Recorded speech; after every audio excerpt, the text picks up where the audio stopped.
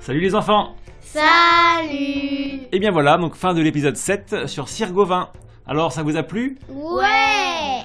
Noah, qu'est-ce que tu as bien aimé alors dans cette vidéo? Moi j'ai bien aimé la partie de Dame Ragnell. Ouais, tu peux développer un peu?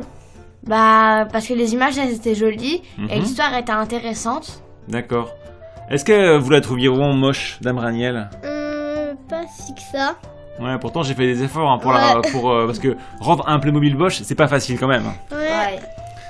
Ok, et c'est vrai que cette histoire un petit peu, elle est quand même assez intéressante, hein, cette histoire un peu féministe finalement, hein, des femmes qui choisissent leur destin, mais bon, je pense qu'on va y revenir un petit peu après. Et toi, Armel, qu'est-ce que tu as aimé alors dans ce film? Moi j'ai bien aimé en fait tout ce que Arthur il venait à Gromeur et qu'Arthur il avait que 3 chances. Ouais, 3 choix, ouais, c'est vrai qu'il y avait du suspense, on savait pas là s'il allait se faire couper la tête ou pas. Hein. Ouais. Ouais, c'était assez intéressant, il y avait quand même une histoire assez cool. Et en plus il avait des beaux plans. Ouais, c'est vrai, j'ai pas mal bossé pour essayer de faire des plans vus de haut, c'était assez cool ça.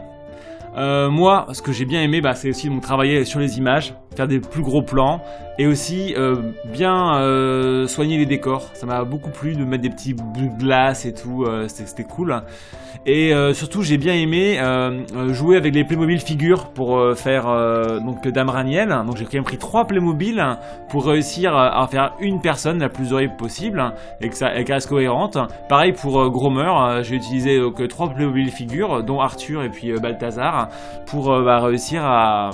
Tu voulais dire Merlin? Oui, pardon, Merlin, bien sûr. Désolé. Revenons maintenant sur Gauvin. En fait, il faut savoir qu'en France, il est moins populaire que Lancelot ou Perceval, mais il est quand même une figure incontournable de la légende du roi Arthur, surtout pour les Anglais. Gauvin, en fait, il a des pouvoirs magiques. Il voit sa force croître avec le soleil avant de diminuer jusqu'à la tombée de la nuit. On l'appelle le chevalier solaire. Vous saviez ça? Non. Non. Non, pas du tout. Alors, il dispose aussi en fait de la meilleure monture qui s'appelle Gringalet, comme on l'a vu. Hein. Ouais. Au château de Compère, en fait, ils nous ont raconté qu'il pouvait s'allonger pour transporter des passagers. Moi, j'ai pas réussi à retrouver ça dans mes recherches, mais ça prend un petit peu le concept du cheval magique, là, le cheval Bayard par exemple, dans les récits du Moyen-Âge. Il faut aussi savoir que en fait, Gauvin, c'est le neveu d'Arthur. C'est pas le cousin plutôt? Non, en fait, je m'étais un peu trompé dans l'épisode 3, j'avais dit que c'était le cousin, mais en vrai, c'est vraiment son neveu. En fait, c'est l'homme de confiance d'Arthur. Arthur lui confie souvent Excalibur, et pense d'ailleurs à le désigner comme successeur au trône s'il venait à mourir sans avoir d'enfant.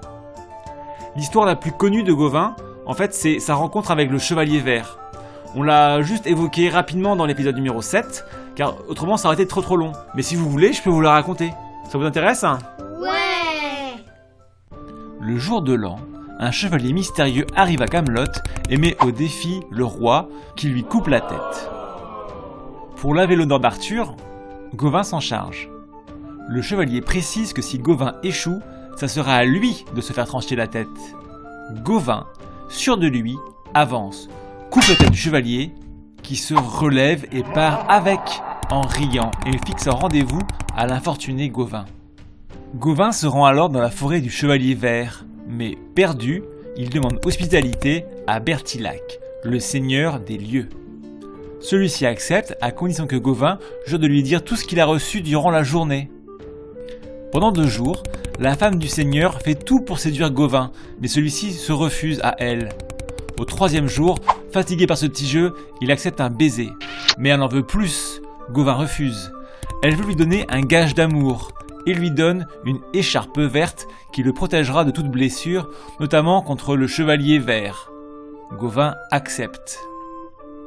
Le soir même, il avoue à Bertilac avoir reçu un baiser, mais ne dit rien pour l'écharpe. Il part alors du château pour retrouver le chevalier vert. Le chevalier vert abat son arme sur Gauvin. Bon, en vrai c'était une hache. Et il s'arrête sur son cou, ne lui faisant qu'une petite entaille. Mais le chevalier vert n'était autre que Bertilac, qui a décidé d'épargner la vie de Gauvin, bien que celui-ci ait conservé l'écharpe verte alors qu'il ne lui avait rien dit. En effet, vouloir rester en vie paraissait naturel pour Sir Bertilac. Il considérait ainsi Gauvin comme le chevalier le plus intègre et le plus pur qu'il n'ait jamais rencontré. Bertilac se mit alors au service d'Arthur, lui qui œuvrait secrètement pour Morgane, à la source de ses étranges pouvoirs. Oh, trop cool le coup de la tête! Moi j'ai préféré Dame Ragnell. Moi aussi j'ai préféré en fait que l'on raconte l'histoire de Dame Raniel, qui est beaucoup moins connue, mais que je trouve plus intéressante par rapport au récit. Elle a été écrite au XVe siècle, probablement par Sir Thomas Malory. Ce qui m'étonne quand même, c'est que c'est extrêmement avant-gardiste comme histoire. À cette époque, les femmes n'avaient vraiment pas forcément leur mot à dire, elles n'avaient pas forcément la parole. C'est presque du féminisme avant l'heure. Moi, ça m'a tellement plu que je voulais absolument qu'on en parle. Bon, bah, c'est quoi la suite? Bah alors en fait, dans la suite, dans le chapitre 8, on parlera de Perceval le Gallois. Mais avant, en fait, j'ai envie de vous proposer un conte breton. L'histoire de Bisclaveret, le loup-garou de Bretagne. Ça vous intéresse ? Ouais. Eh ben c'est parti. Sur ce, on vous dit... Abonnez-vous et mettez des pouces bleus.